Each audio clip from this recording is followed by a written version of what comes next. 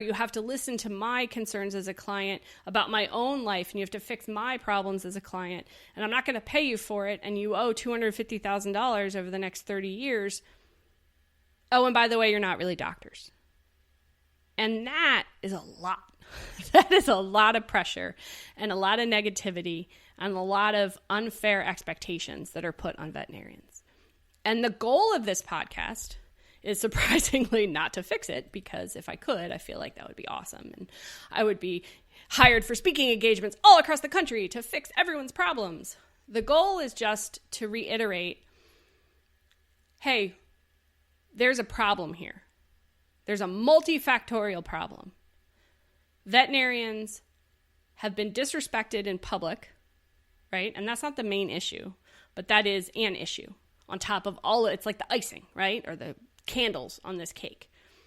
So we have at the heart a profession that is working very hard to improve work-life balance, to improve quality of life, reduce compassion fatigue, help veterinarians find their why.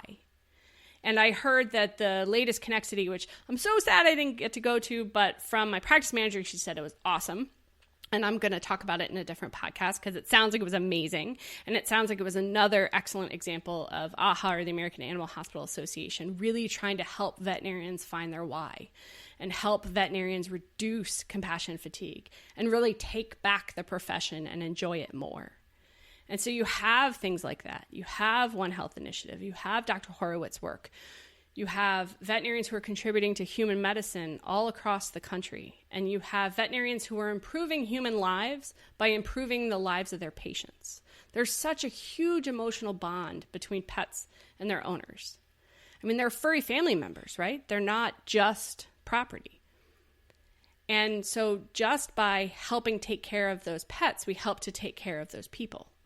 And so we frequently function as non-licensed therapists, or we give out compassion consultation. So when people have to euthanize their pets, we often have to advise clients on how to handle that information, how to process it, how to tell their kids about it, whether their kids should be present, whether they should be present for the euthanasia. There's a lot of emotional roller coaster in veterinary medicine, and there's not a lot of pay. And I'm not saying it's all about the money, right? No one went into veterinary medicine because they're like, I'm going to be a billionaire, because that's just unrealistic. We went into veterinary medicine for the most part because we love animals. And with those animals come people. And we can't treat those animals without the people. And we can't treat those animals if we don't treat ourselves. And so I think I wanted to just reiterate that as a profession, we have a lot of work that we've acknowledged that we need to do, and we're starting to do it. And as a whole community, we're starting to open up and have more situational awareness to, hey, veterinarians really do need a little bit more help.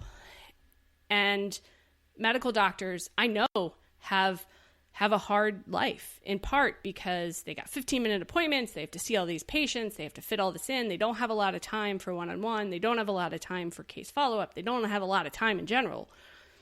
But by shirking the veterinarians, by making a comment seemingly as innocent as non-doctors, and then in saying the word veterinarian, it reinforces the narrative that veterinarians are somehow less than their human MD counterparts, or their human DO counterparts, or PhD counterparts.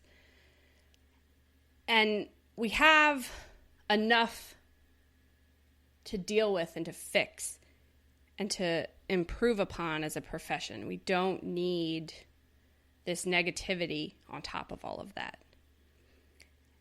And I think that in order for us to heal, right, in order for us to continue to move on, there has to be mutual respect. And I 100% believe in the concept of One Health Initiative, in the idea that veterinarians and all doctors of all brands, of all initials, and people who work in environmental science, and people who work for the USDA, and people who work for the National Environmental Health Association, which I really want to call NEHA, but I'm pretty sure there's a different, it's just NEHA. All of them have a lot of valuable information that can contribute to improve life as a whole, life for all mammals, life for reptiles, life for avians, life for people on, or organisms on land and organisms in the sea, the world as a whole. But we have to have mutual respect for each other in order to do that. And in part of gaining that respect, veterinarians have to respect themselves, which is the concept of improving work-life balance. But we need to have respect from our other medical counterparts. And veterinarians also, in turn, need to return that respect. We need to respect each other, other veterinary professions. We need to not speak derogatorily about different sects of veterinary medicine. We need to show respect towards our human medical counterparts. And in this community of self-respect and interpersonal respect, that's how we continue to grow. And that's how we mature as a profession. And I think that, again, what was said was probably inadvertent and probably not malicious, but it discounts veterinary medicine as a whole. And I don't want this rant, I mean, that's basically what it is, right, to sound like I'm attacking Dr. Sanders. I think that the comment that was made just highlights a broader issue. And I don't want to seem like I'm trolling, and I don't want anyone to troll. The concept of beratement and bullying on social media is just beyond the scope of asinine. I mean, it is horrific and scary, especially having a toddler, to think that they can be verbally bullied by strangers. And that's why people like to do it, because there's no consequences. There's no face-to-face interaction. There's no, you have to see the person that you harassed and you attacked. And so the point isn't so much that this one particular person said it. The point is that it is a common misconception or concept expressed by human medical doctors. And that is why I think it's so important. And with that, I will get down from my soapbox, and I would open the question or the concept to everybody who's listening, all three people. Do you think that there is a misconception among human doctors? Do you think that there's a way that we can build common ground? Do you think this was an overreaction, which is a totally valid response or opinion to my 20-minute rant? I think it's a good place to start a dialogue.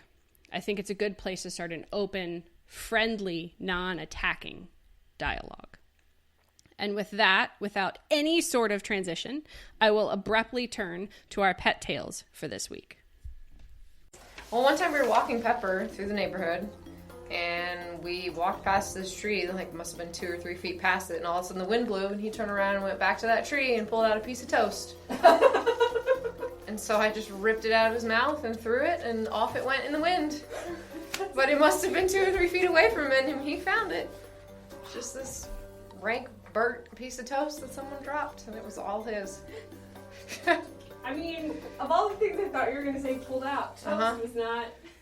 Another time he went in the backyard and came back in with a snake in his mouth and tried to bring it to me before my husband caught him and made him drop it. It was dead, but he tried to bring it to me and ran straight past my husband.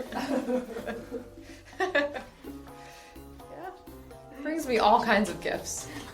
Apparently, he's very giving. Mm-hmm. My husband was walking me the other day and he dug up a turtle. A turtle? Yeah, he stopped at a tree and just dug it up, and because I guess it burrowed, and he dug up a turtle. He's very special. We've gone walks on trash days. He's bit trash bags and drug it along for a little while. And I'm like, please stop. Not dull. I've got lots of stories. Yeah. That's insane.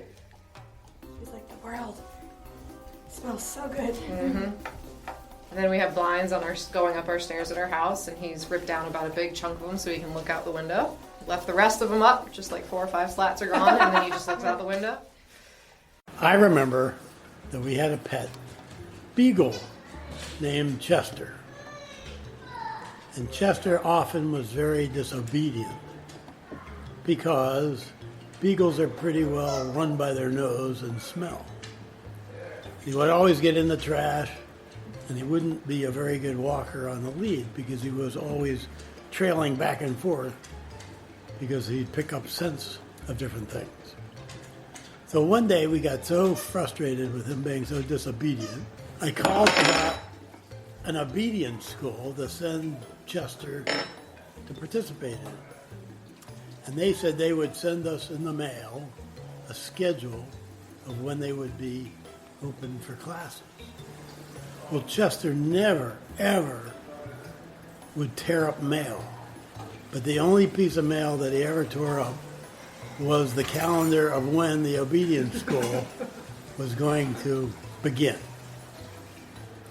I think he was a lot smarter than he let on. I think that about wraps it up. As always, thank you for listening to this installment of Vetsplaining. I hope you enjoyed your time with me and ideally learned at least one new thing for the day. If you have any questions or suggestions for future topics, feel free to leave a comment below or email info@independenthillvet.com and put podcast topic or podcast comment in the subject line. Until next time.